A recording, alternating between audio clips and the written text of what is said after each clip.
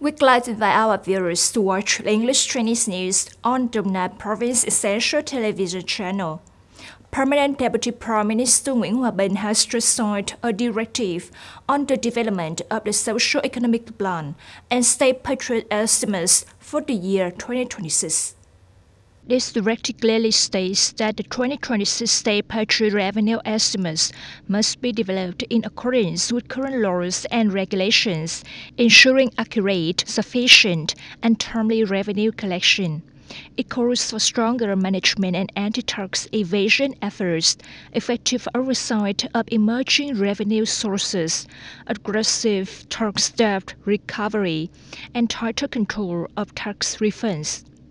The goal is to increase the average domestic revenue estimates for 2026 by approximately 10 to 12% compared to the projected performance in 2025, with growth rates in each locality aligned with local economic conditions and revenue potential.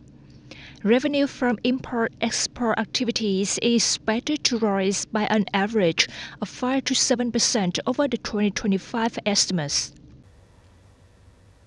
According to the Đồng Nai Industrial Zones Authority, in the first 5 months of this year, foreign direct investment FDI enterprises operating in the province industrial zones have disbursed over $576 million, achieving 46% of the annual target. To achieve the target of double-digit economic growth, Đồng Nai must disperse $1.25 billion in registered FDI capital into its industrial zones by 2025. Since the beginning of the year, these zones have already attracted over $1.13 billion in FDI. This includes capital from newly registered FDI projects, as well as additional funding from existing enterprises expanding their operations. This progress is attributed to Đồng Nai's focus on improving the investment environment and creating favorable conditions for FDI enterprises. As a result, many foreign investors have prioritized dispersing capital to accelerate project implementation, complete factory construction, and swiftly begin production and business operations. The Đồng Nai Department of Home Affairs has recently launched efforts to further strengthen the management and legal compliance regarding occupational safety and hygiene across the province. On May the 9th, a tragic boiler explosion occurred during soy milk production in Tân Biên Ward, Biên Hòa City, killing 2 people. In response, and to ensure full compliance with occupational safety and health regulations, the Đồng Nai Department of Home Affairs has called for stricter preventive measures to protect workers.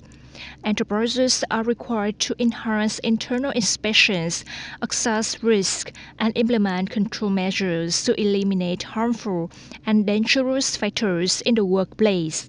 This includes enforcing strict safety protocols in high-risk areas such as factories, construction sites, mining zones, and building material production facilities. Workplaces must also assign on-duty personnel to respond promptly to accidents or incidents. The Department of Home Affairs will regularly coordinate inspections and strictly penalize businesses that violate occupational safety and hygiene laws. Đồng Nai is currently in mango harvest season, but prices have dropped sharply, with rates as low as 1,000 to 2,000 Vietnam dong per kilogram. At these prices, farmers are facing heavy losses of 100 to 150 million Vietnam dong per hectare.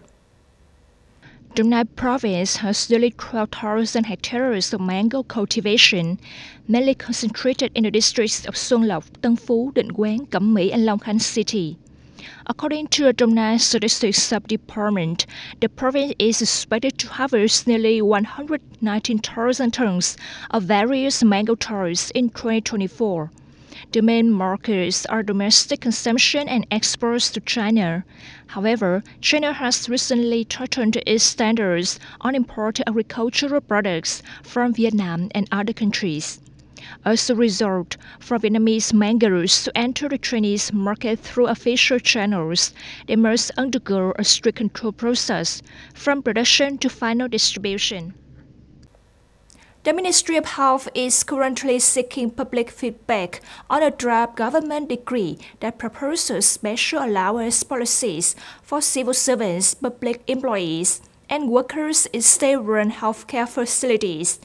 The draft includes a proposal to increase on-call and surgical procedure allowances for medical staff.